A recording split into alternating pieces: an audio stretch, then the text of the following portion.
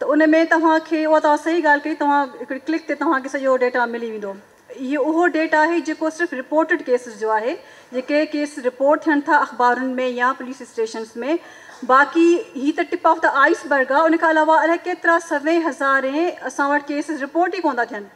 सो तव्हां इहो सम्झो त इहे तमामु नंढो नंबर आहे जेको तव्हां ॿुधायो पिया।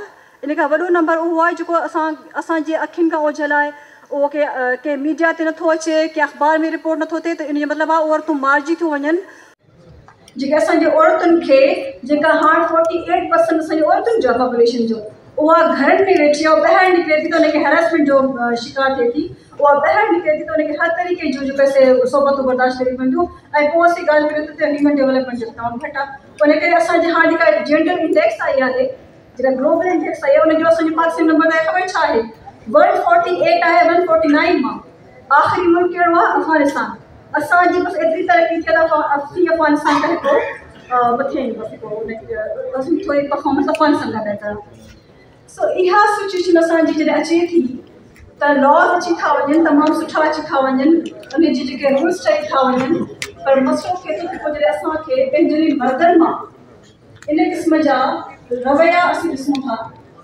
ऐं इन सिर्फ़ु इहा जेका आउं पंहिंजे सिंध विमेन लॉयर्स अलायंस जी तरफ़ां हर ॻोठ में हर डिस्ट्रिक्ट में असीं वञूं पिया, ऐं काफ़ी असांजो वकील औरतूं ॻाल्हि हुते। त उते वञण खां पोइ असांखे इहो आहे त उहो सिर्फ़ु हिकिड़ो अनपढ़ियल माण्हू जेको हिकिड़ो इहो बि असीं चई छॾींदा हिकिड़ो अनपढ़ियल आहे, जो पढ़ियल लिखियल कोन्हे, एजुकेशन कोन्हे, उहो वायलेंस करे थो, उहो हैरेस करे थो। इहे बिल्कुलु बि न आहे। उहे सूटेड बूटेड, उहे पढ़ियल लिखियल, जेको कि यूनिवर्सिटी में वेठो आहे, कंहिं ऑफिस में वेठो आहे, कंहिं मल्टीनेशनल कंपनी में वेठो आहे, उहो ज़िम्मेदार आहे। त इन जो इहो जेको असांखे मिथ क्रिएट कयो त छाकाणि एजुकेशन तमामु घटि आहे, अनपढ़ियल मर्द, अनपढ़ियल मायूं, वायलेंस थिए थो, हैरेसमेंट थिए थी, त इहो एजुकेशन अची त सभु कुझु बहितर थी वई, बिल्कुलु बि न आहे। इहे जेके क़िस्म रवैया जेके औरत जे ख़िलाफ़ आहिनि, औरत जी खे बिल्कुलु हिकिड़ो मिसोजिनस असांखे हर वक़्तु इहे शयूं फेस करणियूं पवनि थियूं। औरत ये बहरियाड़ीअ में भी आहिनि माइन सेन। असां जॾहिं कराचीअ खां हैदराबाद खां अचूं था पिया त उते असांखे उहे एजुकेटेड माण्हू उहे असांखे वाॻुओ वांगुरु मिलनि था पिया। उन्हनि जूं जानवरनि वांगुरु बदतरीन शक्लूं नज़र अचनि थियूं पियूं।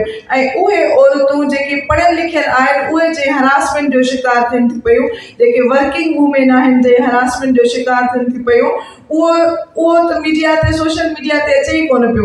उहो प्रिंट मीडिया, इलेक्ट्रॉनिक मीडिया ते अचे ई न पियो, छो त हुननि खे हिकिड़ो स्टेटस बि बरक़रार रखिणो आहे। हू जंहिं समाज में उथनि वेहनि थियूं पियूं, जंहिं पंहिंजो एजुकेशन बैकग्राउंड सां, ख़ानदान सां हुननि जो तालुक़ु आहे, ऐं जंहिंमें जिते हू जॉब करनि थियूं पियूं, सॼो स्टेटस हुननि खे मेंटेन रखिणो आहे, ऐं इन्हनि हरासमेंट जूं हू ॻाल्हियूं नथियूं करनि पियूं। असां वटि उहे केसिस अचनि था पिया, डेली बेसिस ते केसिस अचनि था पिया त ही मसइलो आहे मैडम, हिते मां हरासमेंट जो शिकार थी रही आहियां। ऐं मुंहिंजो बास आहे, मुंहिंजो कुलीग आहे, मूंसां गॾु कमु कंदड़ आहे, मुंहिंजो मिट माइट आहे, ऐं ख़ानदान मां ई अहिड़ा माण्हू आहिनि जेके उन्हनि खे बि तंग करनि था पिया। त इहे केसिस अचनि था, इहे केसिस जेका रिपोर्ट नथा थियनि पिया। ऐं इहो छो नथा रिपोर्ट थियनि त इज़त जो मसइलो आहे, गैरत जो मसइलो आहे। ऐं औरत, तव्हां इहा ॻाल्हि कई छो? तव्हांखे अगर हरासमेंट जो निशानो बनायो वयो, तव्हांखे अगर चयो वयो तो आपने ये बात क्यों बताई? आप घर में रखती ये बात, छुपा लेती, आप बड़ों से बात करती, यानी कि आप उस मरहले से गुजरे ही न। जो कानून बने हुए हैं, जो आइन बने हुए हैं, हमें गवर्नमेंट ऑफ पाकिस्तान की तरफ से आइन मिले, आप उस प्रोसेस में आए न। जब तक आप FIR नहीं दर्ज कराएंगी, केस की इन्वेस्टिगेशन नहीं होगी और मेन अक्यूज को सजाएं नहीं मिलेंगी, तब तक ये पूरा जो सिलसिला है ये चलता रहेगा, औरत इसमें जकड़ी रहेगी। अब हैदराबाद से आगे, कराची से आगे हम जब आए तो अपर सिंध शुरू होती है। अपर सिंध में, उत्तर सिंध में जॾहिं असां अचूं था त असांजो टोटली माहौल चेंज आहे। उते असांखे न उन ड्रेसिंग जूं औरतूं मिलंदियूं, उहे ड्रेसिंग करे घुमनि थियूं पियूं। अॼु बि पंहिंजो उहो टोपी बुरकनि में मिलनि थियूं पियूं, अॼु बि अबाया में मिलनि थियूं पियूं। उन्हनि औरतुनि खे ईअं ॾिठो थो वञे त ही थर्ड पंहिंजो कंट्रीज़ जूं पंहिंजूं औरतूं आहिनि, ऐं हिननि खे न उन्हनि खे उन्हनि जो पर आइन में, कानून में, मुंहिंजे ख़्याल में एतिरी ताक़त ज़रूरु आहे त अॼु उन्हनि जी औरत तेज़ आहे।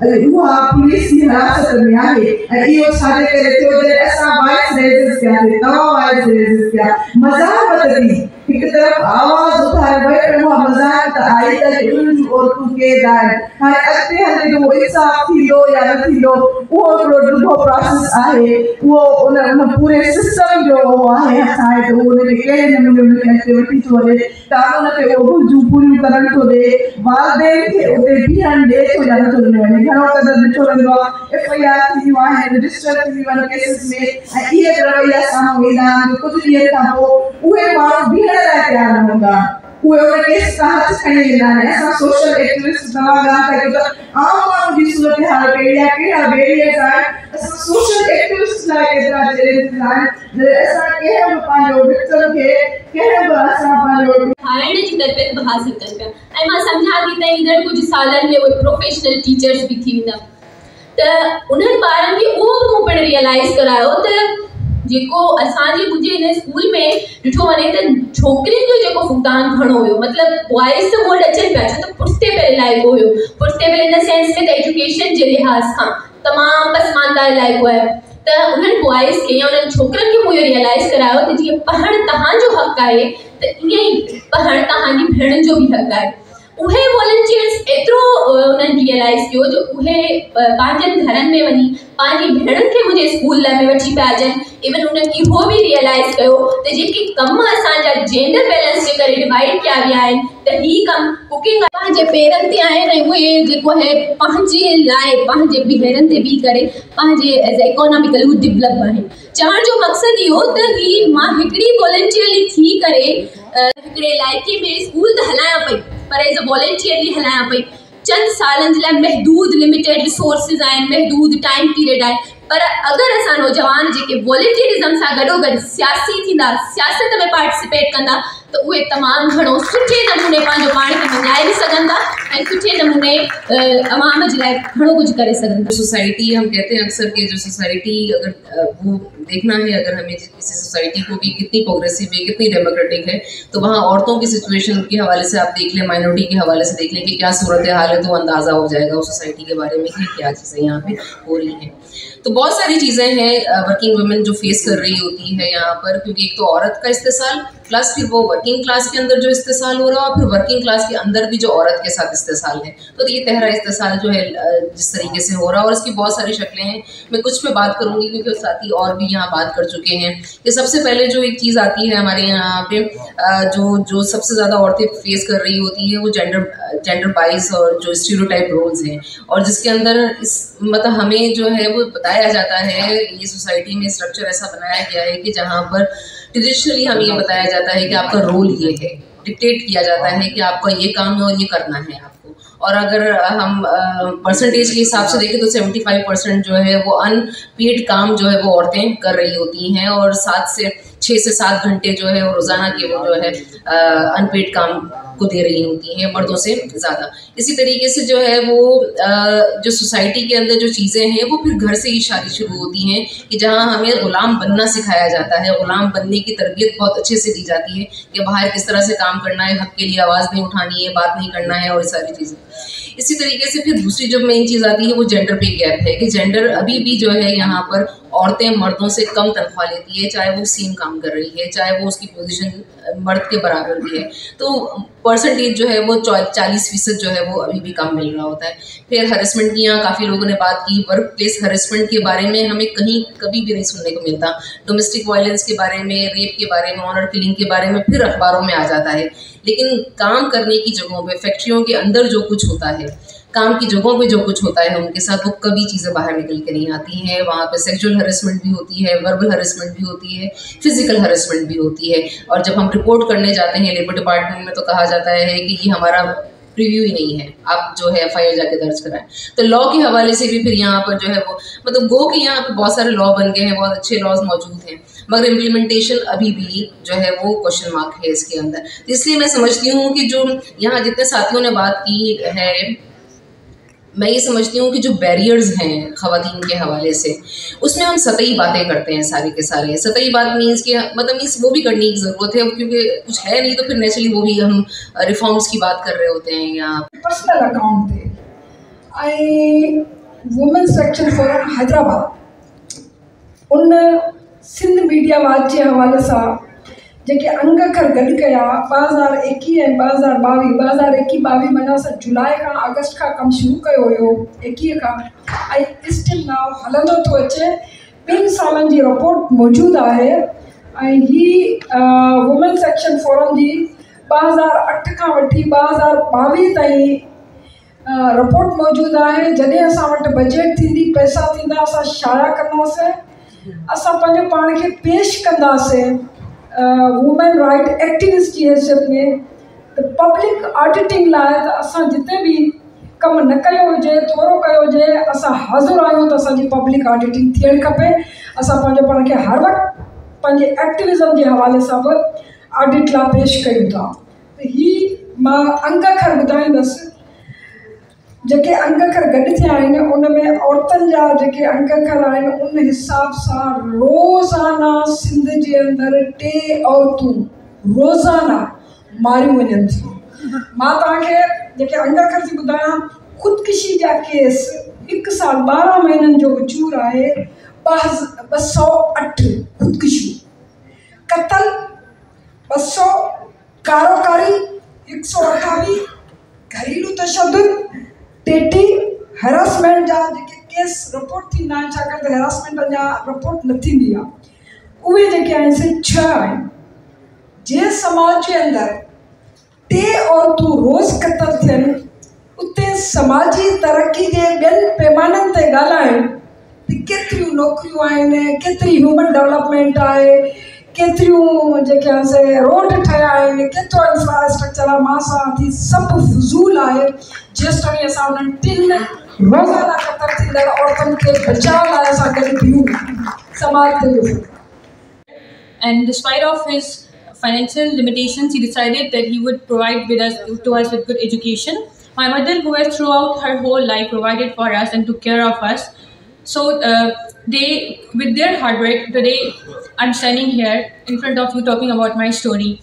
I have studied in a good school, in a well-reputed school, and then due to some financial conditions, we couldn't pursue our school education in the very same school as I before said. But then I got scholarship and I had to complete my education from Karachi. After that, moving forward to university, I secured admission in Sakharabi University. While it was a moment of very joyous, but at the same time I was quite worried about my financial situation. At that time, Sana Fam funded my education throughout university, which gave me confidence as well as too much support to complete my education, and therefore I just graduated in 2021 from Sakharabi University.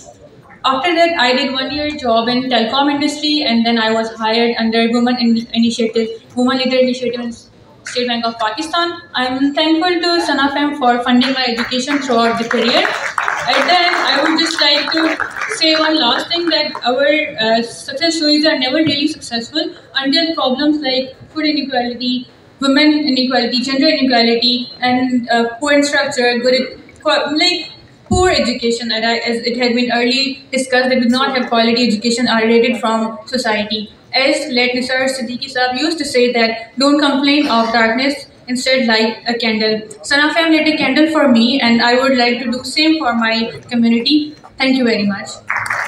रहे हैं किसी dream की तरफ जिसका सुबह को बयान किया गया, जिसकी तरफ इशारा दिया गया, या जिस तरफ जो हम सुबह से सुन रहे हैं कि नहीं, हम एक दलदल में फंसे हुए हैं, हम चारों तरफ से मसाइल में इतने घिरे हुए हैं कि हम ऑलमोस्ट एक डेकेडेंट सोसाइटी हैं, या कुछ जिस तरह निसार सिद्दीकी साहब कहते थे कि कोई चिराग हैं जो जल रहे हैं, और हम सबको मिलके मज़ीद कोशिश करने की ज़रूरत है कि हम थोड़े से और चिराग जलाएं और हिम्मत करें, so that our society progresses and moves forward. It is in this background that I am going to narrate a very humble work of an organization that you are all aware of, the Sindh Rural Support Organization, and it's 20 years work, which I will try and do in a few minutes time. I will not take much time. And this is going to be a story of women empowerment and whether it has some bearing on human development or not. I will leave that to all of you is philosophy जो philosophy SRSO में implement की जाती है, इसके architect Shoaib Sultan Khan साहब हैं और उनकी iconic leadership के तहत 20 साल से वही काम जो उन्होंने AKRSP में किया था, और अगर कोई गिलगित की तरफ जाके उन्होंने ट्रांसफॉर्मेशन देखी है, क्योंकि वो छोटा इलाका है, कम्युनिटी वेल कनेक्टेड है, पैसा वहाँ पे बहुत ज़्यादा था, तो वो ट्रांसफॉर्मेशन आप जाके आराम से देख सकते हैं कि वहाँ पे औरत कितनी एम्पावर हुई है और सोशल मोबिलाइजेशन ने वहाँ पे फाइनेंशियल रिजल्ट्स क्या दिए हैं। हमारे यहाँ वो रिजल्ट्स बिल्कुल भी नहीं है, मैं मानती हूँ, बिकॉज वो एक यकजा कम्युनिटी है। We are big in population, हमारे मसाइल कुछ और हैं, हमारा पॉलिटिकल डायनेमिक्स कुछ और है, but nevertheless the philosophy is same. And what is the philosophy? The philosophy is they are most marginalized. Let's try to bring them together and make them understand that they can only resolve their issues by coming together. And so they are brought together in the form of mohalla and village organization. जब उनको institutionally साथ किया जाता है तो ये एक तरह से सेमी फॉर्मल इंस्टीट्यूशनल सेटअप्स बना दिए जाते हैं, जिनको विलेज ऑर्गेनाइजेशन, मोहल्ला ऑर्गेनाइजेशन और LSOs करके, और उनको बाकायदा उनकी लीडरशिप होती है, उनके प्रेसिडेंट्स होते हैं, जनरल सेक्रेटरीज होते हैं, ट्रेजरर्स होते हैं, और फिर उनको एक फ़ंड दिया जाता है जिसको हम कम्युनिटी इन्वेस्टमेंट फ़ंड कहते हैं, और ये उनके अंदर रिवॉल्व करता है। अब क्योंकि ये सारे पैसे आते हुकूमत से हैं या डोनर्स से आते हैं, इनकी तादाद कम होती है। शुरू में ये लोन्स डिस्ट्रीब्यूट करते थे जो 5 या 10 हज़ार तक के थे, इससे कोई गुर्बत नहीं मिटती। These loans are not for poverty reduction. These are only to keep the communities afloat and keep the village organizations gelled together and make them have trust in one another, and so that they keep meeting. उन्हें में मां समझा थी असां सभिनी जे महिनतुनि जो ऐं सोचनि जो अमल आहे। हाणे ही जेके मां ॻाल्हियूं ॿुधियूं उन्हनि खे मां दोहराईंदसि न, जो वक़्तु बि थोरो आहे, पर मां इहो ज़रूरु चवंदसि त असांखे पंहिंजो माइंड सेट चेंज करिणो आहे। हीउ जेको फ्यूडल सिस्टम या इहो जेके वॾेरोपन आहे या ॿियूं जेके डार्क सोचूं आहिनि, इन्हनि खे असांखे हटाइणो आहे।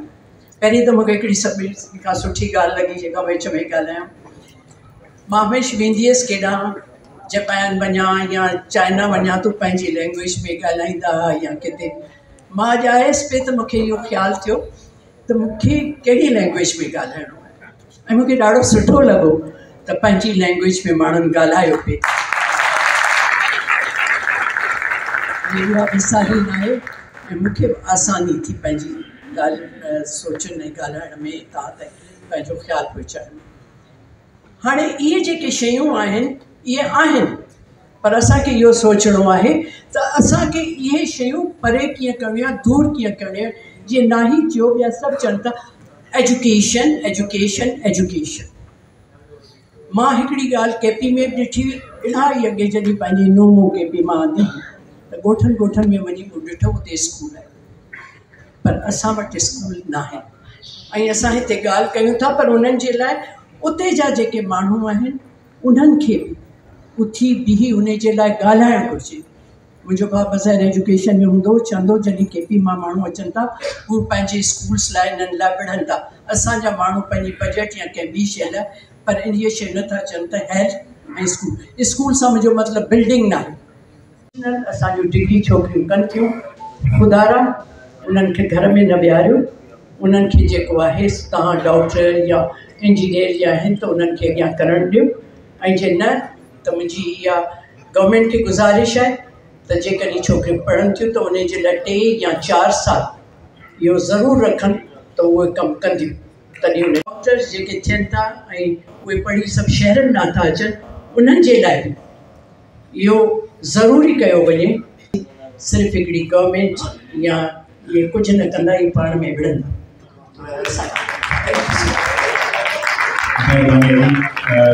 तमामु उत्साही जानकारी IBA उस्तादनि जी जेका भर्ती आहे हिन दफ़े उहा जेका 2012 में थी कंपेरेटिवली उहा रिकॉग्नाइज़्ड आहे त उहा मेरिटोरियस आहे। त चवण जी ॻाल्हि इहा आहे त असां अॻियां वधूं पिया, पर आउं बार बार तव्हां सभिनी खे उन लाइन ते वठी ईंदसि त छा इहे जेको तालीमी निज़ाम आहे उनखे ईअं इम्प्रूव करिणो आहे या तालीम छाजे लाइ पे ॿियो गुफ़्तगू करणी आहे त असां जीअं नेक्स्ट जनरेशन खे त लर्निंग लेवल्स के इम्प्रूव करे जोड़े थोड़ी सम्झण जी कोशिशि असां सभिनी खे करणु खपे। त जेको असां पेयर प्रेशर कयो आहे न, मां कम्युनिटी में वेंदी आहियां ऐं जेको खोड़ सारा मुंहिंजा कुलीग ऑफिसर चवंदा आहिनि रोलू ऑफिसर त जॾहिं कम्युनिटी में वेंदा आहियूं ऐं माइयुनि सां ॻाल्हाईंदा आहियूं त तुंहिंजो ॿारु मेरो छो आहे, अमा बेराड़ी जो ॿारु। असां उहो जेको पेयर प्रेशर डेवलप कयूं था डॉक्टर इंजीनियर पैदा करण जे लाइ, असां अहिड़ा पेयर प्रेशर बि ग्रुप करे छॾिया आहिनि, मिथ ठाहे छॾिया आहिनि त जेको ॿाहिराड़ी में ॿारु रहंदो उहो मेरो हूंदो, उहो ईअं हूंदो, उनजो घर ईअं नज़र ईंदो, हालांकि ईअं कोन हूंदो। ॿाहिराड़ी जा घर साफ़ु हूंदा हुआ, भिटियूं साफ़ु हूंदियूं हुयूं, मायूं थला लिंबींदियूं हुयूं, असां इहे पाण कोठ ॾिठा आहिनि। पर over the period of time असां इहे मिथ ठाहे छॾिया आहिनि त जेका गुरबत आहे उनजी शिकिल ॿाहिराड़ीअ जी आहे, जेका गुरबत आहे उन में मेराण आहे, जेका गुरबत आहे उन में गुरबत हर जाइ ते तव्हांखे नज़र ईंदी, मुख़्तलिफ़ सूरतुनि में नज़र ईंदी।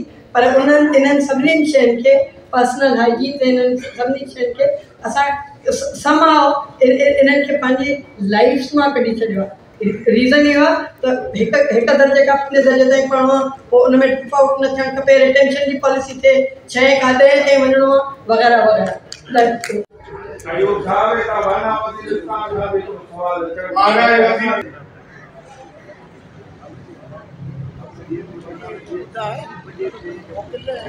है